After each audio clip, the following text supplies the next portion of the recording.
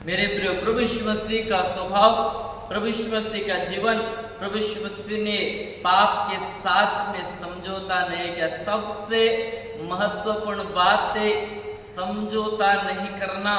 प्रभु यीशु मसीह ने अपने जीवन में कभी गलत कामों से समझौता नहीं किया। और जब आप मत्ती रचित सुसमाचार उसका 4वां अध्याय जब पढ़ते, वहां पर जब प्रभु यीशु मसीह को जब परखने वाला जंगल में लेकर चले गया और प्रभु यीशु मसीह की परीक्षा किया और वो कहने लगा कि ये पत्थर रोटी बन जाए, परंतु प्रभु यीशु मसीह कहते हैं मनुष्य केवल रोटी ही से नहीं परंतु वचन से जीवित रहेगा। पहली परीक्षा वहां पर परखने वाले ने किया, इस पत्थर को रोटी बन जाए कहा, और प्रभु यीशु मसीह कहते मनुष्य रोटी से नहीं परंतु वचन से जीवित रहेगा।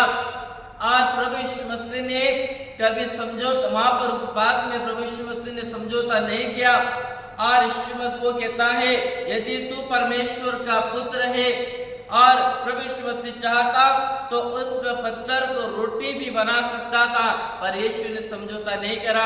परखने वाला यीशु मसीह के मन में उसने संकोच को डाला, शंका को दिया, यदि तू परमेश्वर का पुत्र है कह दे पत्थर रोटी बन जाए। यीशु मसीह ने बात को नहीं सुना, यीशु मसीह ने बातों को नहीं माना, परंतु यीशु मसीह ने कहा मनुष्य केवल रोटी से नहीं परंतु वचन से जीवित रहेगा।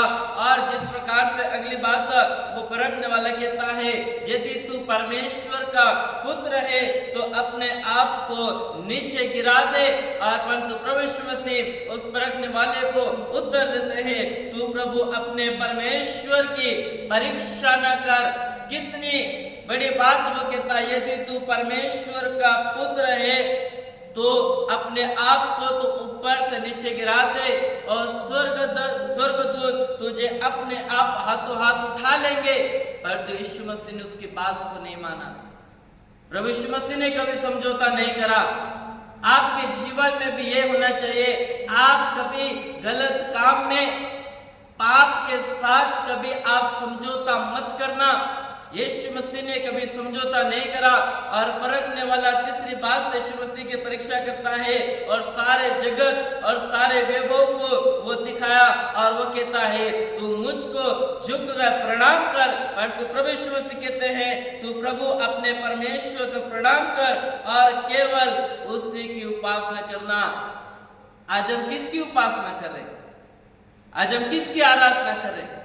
हम परमेश्वर की आराधना करें, हम परमेश्वर की उपासना करें। मेरे प्रियो, गलत काम के साथ में कभी आप समझौता मत करना। यीशु ने अपने जीवन में कभी समझौता नहीं करा। यीशु मसीह ने अपने जीवन में कभी इस बात को नहीं सोचा। यीशु मसीह ने अपने मन में कभी शंका को लेकर नहीं आया। परखने वाला कई बार शंका को लेकर आया, संकोच यीशु मसीह के मन में डालने लगा। यदि तू परमेश्वर का पुत्र है, यदि तू परमेश्वर का पुत्र है तो ये काम कर दे, यदि तू परमेश्वर का पुत्र है तो पत्थर को रोटी बना दे, यदि तू परमेश्वर का पुत्र है तो अपने आप को ऊपर से गिरा दे। यीशु मसीह ने कभी बात को नहीं माना। मेरे प्रियो, गलत बातों को कभी आप मानना मत। गलत बातों को अपने जीवन में आप कभी स्वीकार मत करना। और जिस प्रकार से परमेश्वर का वचन मत्ती रचित सुसमाचार उसका 21 अध्याय और उसके 12 और 13 पद को जब पढ़ते हैं, जब प्रभु यीशु मसीह उस आराधनालय में गया और यीशु मसीह जाकर देखते हैं लोग वहां पर लेन देन कर रहे हैं, लोग वहां पर कबूतरों को बेच रहे हैं, लोग वहां पर व्यापार कर रहे हैं, परंतु प्रभु यीशु मसीह ने सारी वस्तुओं को जाकर उलट पुलट कर दिया। सारी वस्तुओं को जाकर यीशु मसीह ने फेंक दिया और यीशु मसीह ने उनसे कहा तुमने मेरे पिता के घर को डाकुओं के खो बना दिया। परंतु यीशु मसीह कहते हैं ये मेरे पिता का घर, ये प्रार्थना का घर होगा। मेरे प्रियो, ये घर ये प्रार्थना का घर है, ये घर आराधना करने का घर है। इस घर को आज मनुष्य ने डाकुओं की खो बना दिया। इस घर को मनुष्य ने बुरी संगति से, बुरे विचारों से, बुरे कामों से, बुरी बातों से, बुरे चाल चलन से इस जीवन को, इस घर को नाश कर दिया। मेरे प्रियो, आप परमेश्वर का घर हैं, आप परमेश्वर के रहने का स्थान है। आप अपने जीवन को, आप परमेश्वर के घर को डाकुओं की खोमत बनाना, ये जीवन परमेश्वर का है, ये जीवन आपका नहीं है। यिर्मयाह 1:5 में कहता है कि माता के गर्भ में आने से पहले और उत्पन्न होने से पहले मैंने तुझको चुन लिया है। परमेश्वर ने आपको चुना है, परमेश्वर ने आपका चुनाव किया है, इसलिए ये घर में परमेश्वर रहना चाहिए। ये संसार की बातें, ये संसार की वस्तुएं, ये संसार के गलत काम हमारे जीवन में नहीं रहना चाहिए मेरे प्रिय। और जिस प्रकार से उत्पत्ति किताब में हम पढ़ते हैं, 6वें दिन परमेश्वर ने अपने घर को बनाया। आप परमेश्वर का घर हैं। और 1 कुरिन्थियों की पत्री 3 अध्याय और उसके 16 पद में कहता है, क्या तुम नहीं जानते कि तुम परमेश्वर का मंदिर हो? आप परमेश्वर के मंदिर हैं, आप परमेश्वर के घर हैं। और वचन कहता है, क्या तुम नहीं जानते कि तुम परमेश्वर के मंदिर हो और परमेश्वर का आत्मा तुम में वास करता है। आज प्रभु यीशु मसीह आपके और मेरे जीवन में रहना चाहते हैं। आज प्रभु यीशु मसीह आपके और मेरे साथ में रहना चाहते हैं। प्रकाशित वाक्य में कहता है, देख मैं द्वार पर खड़ा हुआ खटखटाता हूं।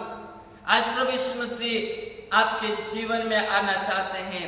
आप यीशु का घर हैं, आप प्रभु का रहने का स्थान है। और वचन कहता है, यदि कोई परमेश्वर के घर को नाश करेगा, परमेश्वर उसको नाश कर देगा।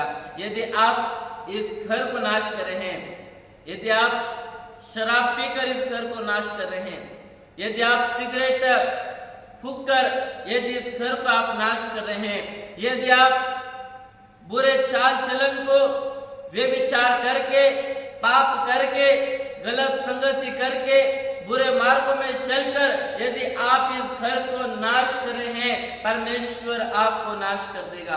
परमेश्वर आपके जीवन को खत्म कर देगा मेरे प्रियो, क्योंकि आप और मैं, हम परमेश्वर के जीवते घर है मेरे प्रियो।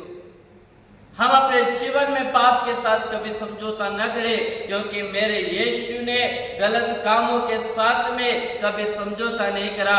मेरे प्रभु ने पाप के साथ में कभी समझौता नहीं करा मेरे प्रियो। इसलिए यूसुफ भी कहता है, उत्पत्ति की किताब जब पढ़ते यूसुफ कहने लगा, मैं परमेश्वर के सामने मैं बड़ी दुष्टता में क्यों करूं, मैं परमेश्वर का अपराधी क्यों बनूं। हम गलत काम करके हम लोगों के नजर में अपराधी नहीं बनते, हम गलत काम करके परमेश्वर के नजरों में अपराधी बनते हैं, परमेश्वर के नजरों में हम गुनहगार बनते हैं। और परमेश्वर मेरे प्रियो, हम पाप के साथ में, गलत काम के साथ में हम कभी समझौता न करें। तो वचन भी कहता है कि बुरी संगति अच्छे चरित्र को बिगाड़ देती है। और परमेश्वर का वचन 1 यूहन्ना की पत्री उसका 2 अध्याय और उसके 16 और 17 पद को जब पढ़ते वचन कहता है, क्योंकि जो कुछ संसार में है, अर्थात शरीर की अभिलाषा, आंखों की अभिलाषा और जीविका का घमंड, वह पिता की ओर से नहीं परंतु संसार की ओर से ही।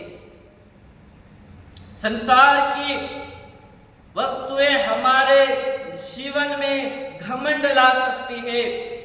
हम अपने धन पर घमंड न करें, अपने पैसों पर हम कभी घमंड न करें, अपने जमीन पर हम घमंड न करें, क्योंकि ये संसार की वस्तुएं हमारे जीवन में घमंड ला सकती है। ये संसार की वस्तुएं हमें नाश की ओर ले जा सकती है। परंतु बाइबल कहता है, संसार और उसकी अभिलाषाएं दोनों मिट जाते हैं, परंतु जो परमेश्वर की इच्छा पर चलता है वह सर्वदा बना रहेगा। हालेलुया।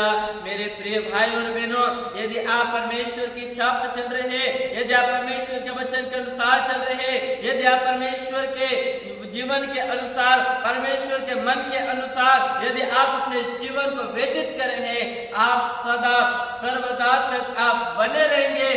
इसे उस रास्ते को हम छोड़ दें, गलत रास्तों से हम मुड़ जाए। प्रभु यीशु मसीह भी कहता है, मन फिराओ लौट आओ, क्योंकि स्वर्ग का राज्य निकट है। मेरे प्रियो, अब हमें मन को फिराने की आवश्यकता है। अब हमें अपने जीवन को बदलने की आवश्यकता है।